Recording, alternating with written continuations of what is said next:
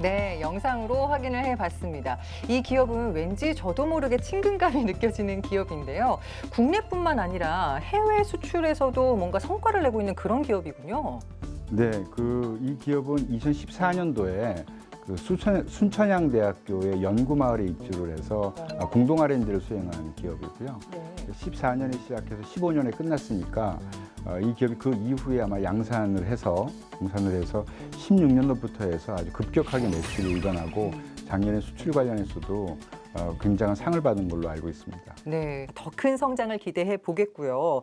그런데 이렇게 산학연 협력 기술 개발 사업에 대해서 참여하고 싶은 기업들이 있을 거란 말입니다. 지원 요건이 뭐 따로 있는 건가요? 일단 지원 요건은 중소기업이면 되고요. 예. 근데 이제 이 사업이 이제 새롭게 19년도에 진행을 하면서는 일단 기준이라고 하면은 그 기업이 R&D를 하기 위해서는 어느 정도 연구 인력이 있어야 되고, 그렇죠.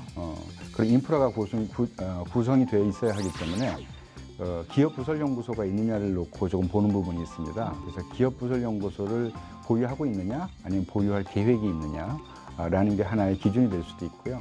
콜라보 사업 같은 경우에는 기업 부설 연구소를 보유하고 있거나 아니면 과제가 선정된 이후에 과제 기간 동안이라도 기업 부설 연구소를 보유를 해야 되는 조건이 하나 있고요. 네. 그다음에 이제 선도 연구기관을 활용한 공동 연구개발 사업인 경우에는 기업 부설 연구소는 필수로 되어져 있고요. 네.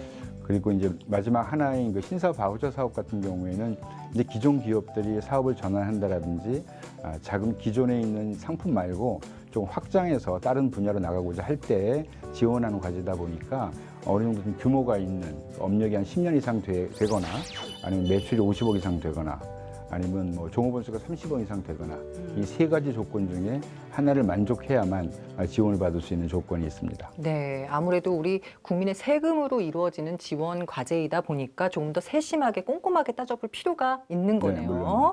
예. 알겠습니다. 경쟁률이 굉장히 치열하다면서요. 전반적으로 제가 알기로는 그 R&D 과제 경쟁률 사업마다 상이하기는 한데 네. 한 평균 한 3대 1 정도 되는 걸로 알고 있습니다. 3대 1. 근데 이제 저희 그 콜라보 사업 같은 경우에는 신규 사업은 예산이 사실은 좀 줄었어요. 작년 대비해서. 그러다 보니까 이제 그 대학이나 연구기관에서 매년 만들어 오던 준비하던 과제들이 많이 있었기 때문에 저희 콜라보 사업 같은 경우는 10대 1 가까이 올해에는 그렇게 좀 높아서 그 많이 준비한 분들한테 좀 죄송하기는 하죠. 그리고 뭐 신사업 바우처나 다른 것들도 한 5대 1 정도 이렇게 보시면 될 것 같습니다. 네, 지금 말씀해 주신 콜라보 R&D 사업 같은 경우에 10대 1의 경쟁률을 보일 정도면 정말 많은 분들이 관심을 기울이고 있는 사업일 텐데 네. 그 사업에 대해서 좀 알아봐야 될 것 같아요. 네. 일단 용어부터가 조금 일반인한테 생소하긴 한데 콜라보는 이제 우리가 흔히 쓰는 그 협력이라는 콜라보레이션에서 따온 말이고요. 그래서 어쨌든 기업이 스스로 하는 게 아니라 단독으로 하는 게 아니라 협력을 통해서 R&D를 하는 거라고 보시면 됩니다. 그리고 이건 좀 특이한 부분이 단계별 지원을 좀 해나가는데요. 1단계와 2단계로 구분이 되어져 있고요. 1단계에는 저희가 8개월까지 시간을 주고 정부 지원금 5천만 원 해서 일단은 그 네트워크도 만들고 이게 사업화 아이템이 가능한 건지 또는 또 산학 협력이 필요한 과제인지 우리가 갖다 검증하는 단계를 1차적으로 거치고요. 그리고 나서 이제 본 궤도에서 산학 협력이 꼭 필요한 과제다라는 판단이 쓰면은 2년의 사업까지 본 연구 개발로 들어가는 2단계로 구분되어져 있는 사업입니다. 네, 신규 사업인 만큼 많은 중소기업들이 도움을 많이 받아서 성장을 차곡차곡 잘 해 나갔으면 하는 바람입니다. 자, 그래요. 우수 중소기업 사례를 영상으로 확인시켜 드리고 있는데 이제 마지막 기업만이 남았습니다. 자, 어떤 기업일지 궁금하시죠? 화면으로 함께 하십시오. 세상에 없던 아이디어와 기술로 틈새 시장을 개척하는 스타트업들이 잇따라 나오는 요즘. 스마트 그리드 통신 솔루션 전문 기업을 모토로 급성장하며 업계의 비상한 주목을 받고 있는 회사가 있습니다. 경기도 성남시 분당구. 이곳은 고객의 에너지를 경제적으로 운영할 수 있도록 돕는 에너지 관리 및 솔루션 전문 기업입니다. 그리드이즈는 에너지 데이터라는 굉장히 생소한 분야를 하고 있는 벤처 기업입니다. 에너지를 얼마나 더 효율적으로, 그다음에 좋게 소비자의 입장에서 쓸 것인가, 그런 필요한 모든 기술들을 스스로 만드는 그런 과정들을 지금 저희가 하고 있습니다. 공장, 학교, 건물 등 수요자와의 계약을 통해 전기를 아껴 수익을 내는 수요자원 거래, 다양한 분산 전원 및 전기차 충전기 등을 함께 운영하는 에너지 저장 관리 솔루션, 전기차 충전 솔루션, 신재생 에너지 발전 사업 등을 통해 에너지 산업을 선도하고 있습니다. 에너지 데이터를 이용한 서비스를 고민하고 그 가치를 창출한다는 면에서 기존의 전통적인 에너지 사업과는 차별성을 두고 있는데요. 우리 제품을 사용함으로써 이렇게 복잡한 기술을 고객들이 이제 쉽게 사용할 수 있다는 것이 가장 큰 장점이라고 생각하고 있고요. 기술이 발전하고 규격이 계속 개정되지만 고객들은 최소한의 노력으로 최고의 수준의 기술을 항상 그 시스템에 적용할 수 있다는 것이 큰 장점이라고 생각하고 있습니다.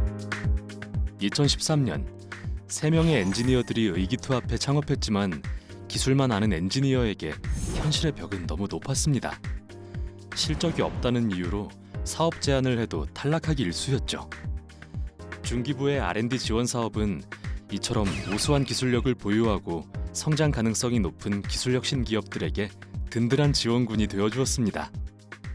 중소기업 같은 경우에는 R&D에다 인력이라든지 자금을 투입할 여력이 사실은 많지 않습니다. 그런 부분에서 국내에는 굉장히 많은 좋은 제도들이 마련돼 있고 그 제도들을 잘 활용을 해왔던 게 이제 저희였던 것 같습니다. 특히 이제 이번 사업 같은 경우에 산학연 합동 과정이었습니다. 그래서 저희가 기술 개발은 물론이고 학교를 통해서 좋은 인재를 채용할 수 있었고요.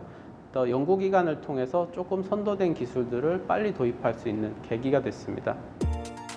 중기부의 R&D 지원 사업 과제 수행을 통해 에너지 신산업 분야의 핵심 기술인 사용자 중심의 에너지 관리 솔루션을 독자적으로 개발하는 데 성공하였고 국내 최초로 수요 반응 프로토콜을 개발하여 국제 기준 인증을 획득했습니다. 굉장히 국제적인 그런 감각을 키우는 게 중요하다고 생각을 하고 있어요. 실제적으로 그리드위즈에서는 정말 전 세계 시장 동향을 지속적으로 모니터링하고 있고요. 그리고 전 세계 주요 그런 컨퍼런스에도 지속적으로 참여를 하고 있습니다. 그래서 정말 우물안 개구리가 아닌 더 큰 시장에서 좀 보다 그 경쟁력 있는 제품을 기획하고 그리고 개발할 수 있는 그런 능력이 R&D 혁신 기업이 될 수 있는 최대 그런 강점이라고 생각을 하고 있습니다. 2013년 초 단 3명의 직원, 자본금 5억 원으로 시작한 이 회사는 불과 6년 만에 직원 90명, 연매출 500억 원을 바라보는 탄탄한 기업으로 성장했습니다.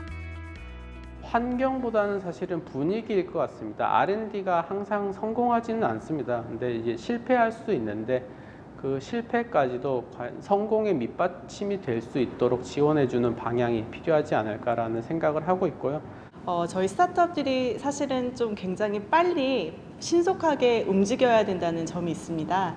그래서 정부에서 저희 이제 정책적으로나 R&D를 이제 지원해 주실 때 이런 좀 빠른 신속함에 이제 맞게 좀 절차적으로 좀 많이 간소화를 해주시면은 정말 좋을 것 같습니다. 에너지 사용자의 입장에서 가장 효율적이고 가장 경제적이며 안전하고 지속 가능한 에너지 서비스를 제공하는 기업. 에너지의 새로운 세상을 꿈꾸는 이들의 더 힘찬 내일을 응원합니다.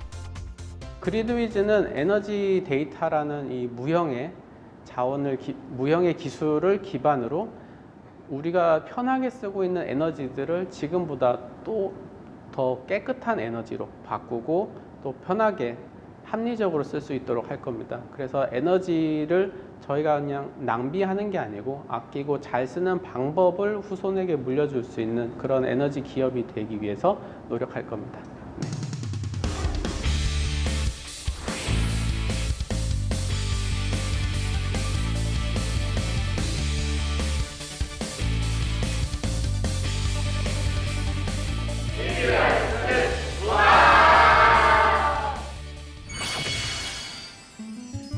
네.